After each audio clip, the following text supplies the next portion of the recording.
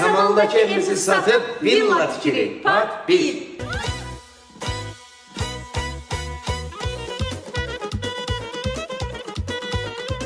Və keçək əsas məsələyə. Burada etdiyimiz səhvləri gördüyünüz kimi villamızda etmək istəmirik.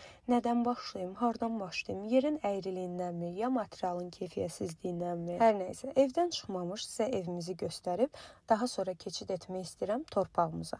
Bu torpağı almaq üçün düz 3 ayda axtarışdaydıq. Sonunda şəhərə yaxın olan və trasa 100 metr məsafədə yerləşən münasib qiymətə torpaq tapdıq.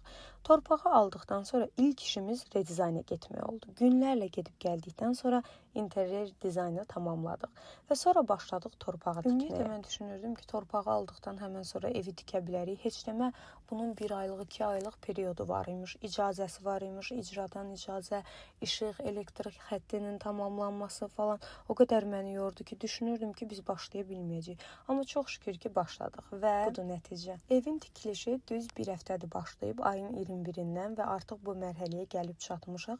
Turalın və qaynatamın dediyinə görə iş 2 aya tamamlanacaq. Bu arada qeyd edeyim ki, qaynatam proravdır. İşin professionallarına, yəni Turala, redizayna və qaynatama həvalə etmişəm. Part 2-də isə nəyə nə qədər pul xərclədim, hər birini detallı şəkildə bölüşəcəm. Çünki bu evi tikmək üçün cəmi 100 min manat büdcəmiz var. Allah hər kəsə arzularına çatdırsın və 6 ildə arzuladığım evi sonunda tikirik.